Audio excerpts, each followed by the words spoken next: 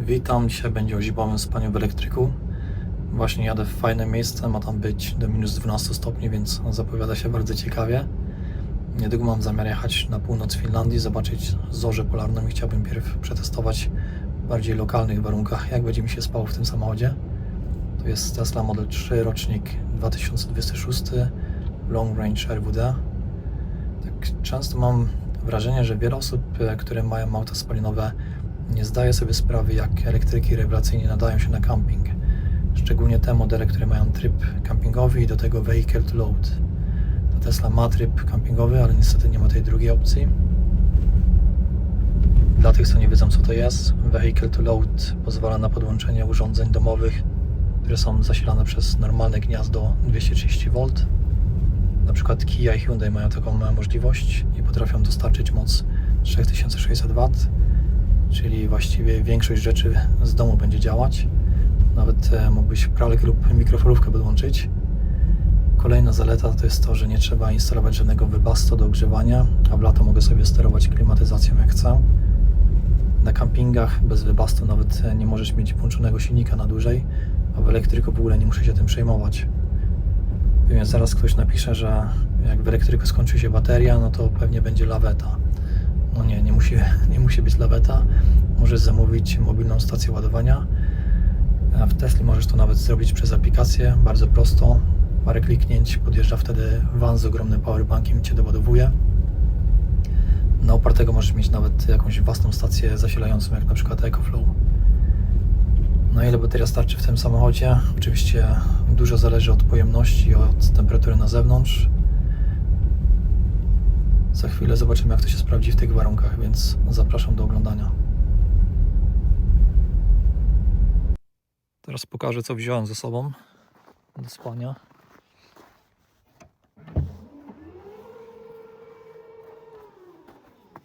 Na rozłożone fotele położę takie maty podłogowe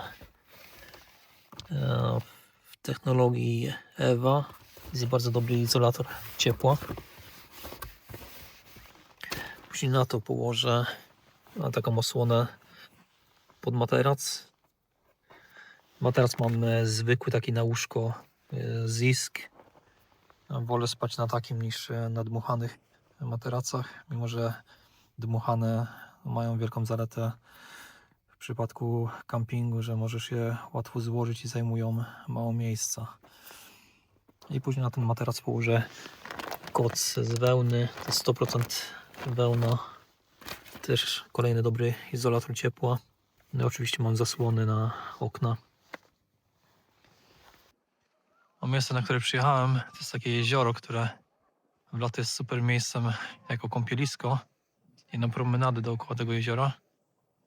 A w zimę jest zrobione na taki tor dla narciarzy. Ja teraz tam jadą, czy widać.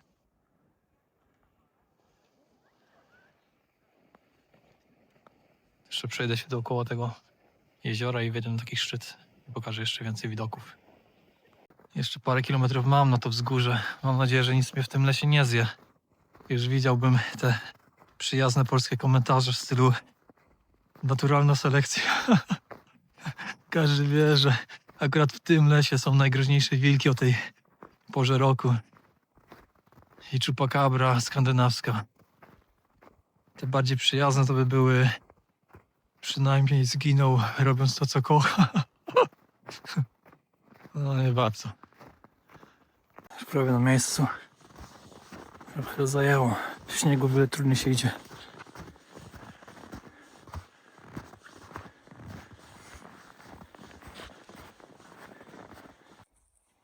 Końcowy widok.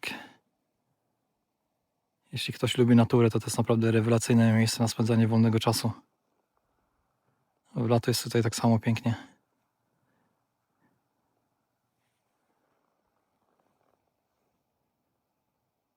Okay, czas wracać do samochodu. Ma być teraz minus chyba 10, czy tam może do minus 12 stopni w nocy, więc zapowiada się nawet ciekawie. Zobaczymy, jak to będzie z tym spaniem.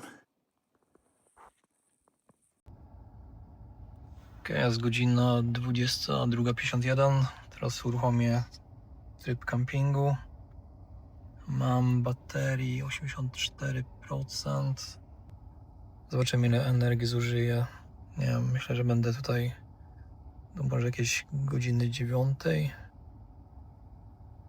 A tryb kempingowy w skrócie to zostawia klimatyzację włączoną, wyłącza alarm w samochodzie, wyłącza tryb wartownika i nie zamyka drzwi po odejściu od samochodu.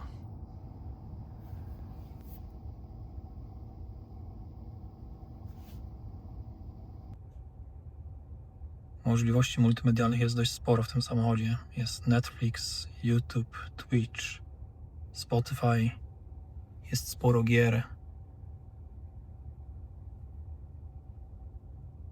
To może naprawdę fajnie umilić pobyt, z czego oczywiście mamy zamiar skorzystać tej nocy.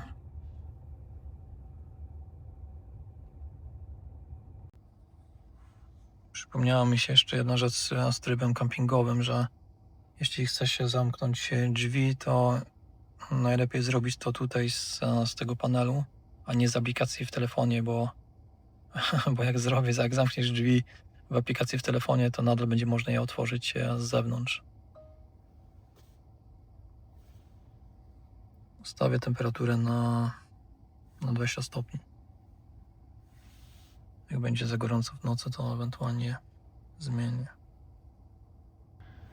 Ok, teraz chciałbym pokazać, co tam z tym łóżkiem zrobiłem. Gdzie są te lampki? Tak to jak na razie wygląda. Włożę przebitki, dokładnie jak to wszystko wygląda z tymi różnymi warstwami. Trochę mi zajęło czasu, żeby to rozłożyć. Będę musiał też te zasłony na okna jakoś zainstalować.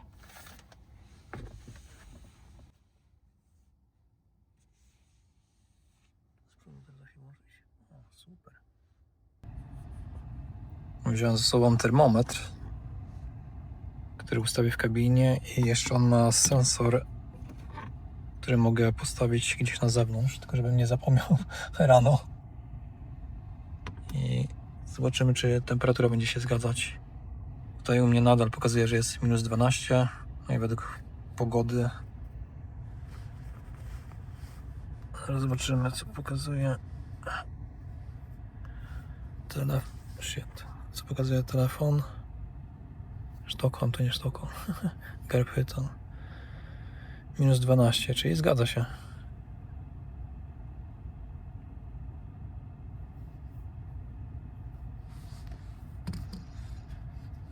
W kabinie pokazuje, co prawda ten termometr był w plecaku, że niby 16 stopni jest w środku. W co wątpię. I wilgotność powietrza 16%. Jest bardzo nisko. Zobaczymy, postawię go tutaj przy szybie, co może nie jest na jakimś najlepszym miejscem. No, będzie później ciężko filmować, żeby było coś widać. I wystawię ten sensor na zewnątrz. Tylko się zastanawiam, gdzie. Dużo możliwości nie ma. Tu sam parking.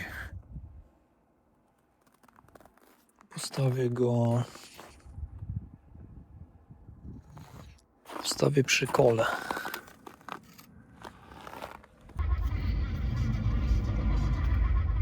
Dawno nie grałem w tą grę. Właściwie tylko raz z nią grałem.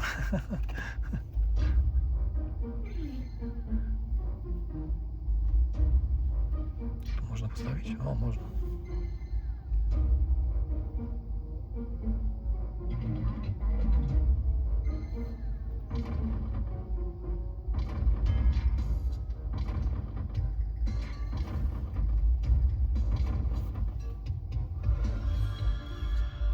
Takie gierki mogą fajnie umilić pobyt tutaj.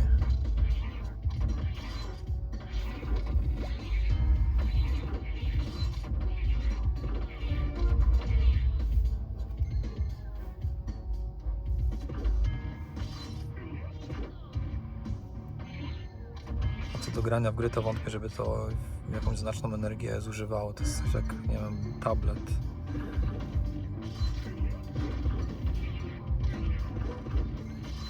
Tak samo będzie z filmami.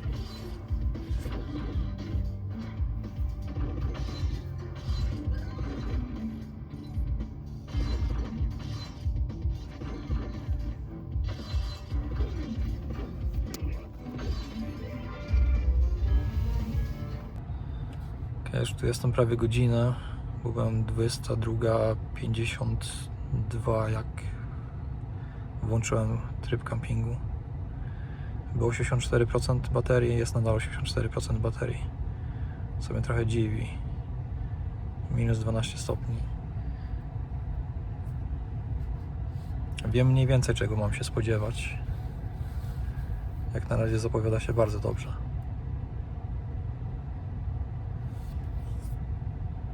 Co prawda może być tak, że jak włączyłem tryb kampingowy, to było, powiedzmy, nie wiem, 84,9% czy coś takiego. I dlatego teraz nie widać różnicy, że spadło. O, 83 akurat spadło. Wychodziłem 3 razy z samochodu. Pewnie trochę energii zużyłem. Jeszcze obejrzę jakiś film na Netflix i idę spać. Jest po godzinie 12.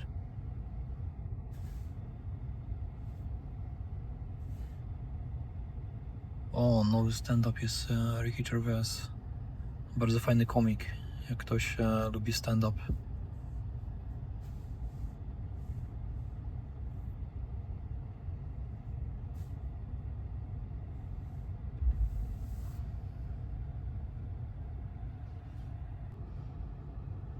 Krótki update. Godzina 1:47, czyli już 3 godziny jestem tutaj. Minus 11 stopni. Mój termometr na zewnątrz pokazuje, że jest minus 13, coś tam. Bateria 78%. Czyli 6% przez 3 godziny. Dobra, czas iść spać. Kolejny update będzie pewnie o godzinie, jak wstanę o 9, może o 8 zobaczę. Nagle nastrojowo się zrobiło. Dobra. Przybudzanka.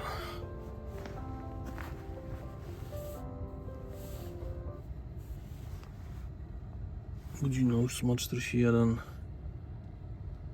Prawie 10 godzin w samochodzie.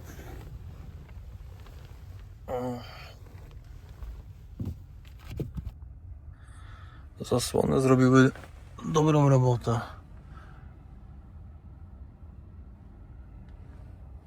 Jak się spało? Tak sobie się spało. Tylko że dla mnie to jest nawet w hotelu 5-gwiazdkowym. Czasami nie jest niedobrze się śpi. Ale tu jest tak. W tej części jest chłodniej niż na przednich siedzeniach. Kryję to wszystko.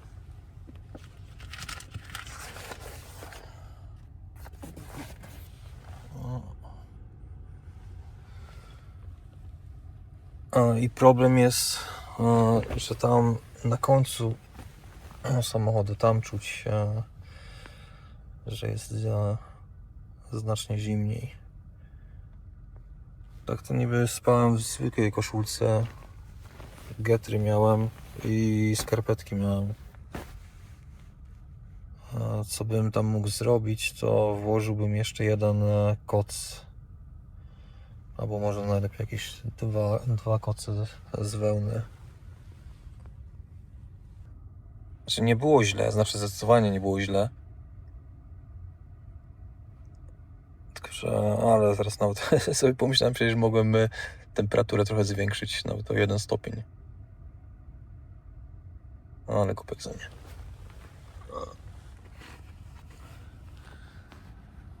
Tak, to zaraz przesiądę się naprzód i zobaczymy, jakie statystyki są. Już widzę tam na desce ten termometr, co mam, że pokazuje, że na zewnątrz jest minus 14 stopni. Interesujące. A, problem był trochę z rozebraniem się tutaj, bo ciasno jest. To pewnie będzie jeszcze gorzej z ubraniem się. Okej, spójrzmy na statystyki. Zresztą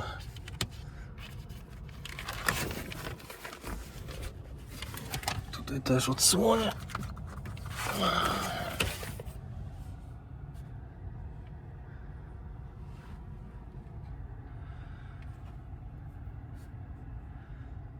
%57 baterii, minus 12 według samochodu. Minus 14 tutaj według mojego termometru. Czyli zużyło baterii 27%. No, 27%. Bardzo fajny rezultat przy takiej temperaturze. Jeśli miałbym samochód naładowany na 100% i używał ten tryb campingu do 20%, to mógłbym tutaj siedzieć przez 30 godzin. Wow. Moim zdaniem super rezultat. Fantastyczne auto na camping. Jedyne co brakuje to tego vehicle to load. No, jestem zadowolony z rezultatu i z całej nocy. W miarę dobrze się spało jak na samochód. Można to trochę polepszyć. Wiadomo, że ze spaniem, z wygodą to jest bardzo indywidualne. Jeden może spać na dywanie, a drugi się nie wyśpi na łóżku Hestens, które kosztuje tyle samo pieniędzy, co ten samochód, jak nie więcej. Ten rezultat trochę dał mi do myślenia właśnie, jak to będzie wyglądać później, jak pojadę na północ Finlandii. Tam nie będzie minus 12, tam będzie raczej minus 30, czy tam minus, no zdecydowanie ponad minus 20. Ale przynajmniej wiem, czego mam się spodziewać, mniej więcej. Okej, do zobaczenia w następnym filmie.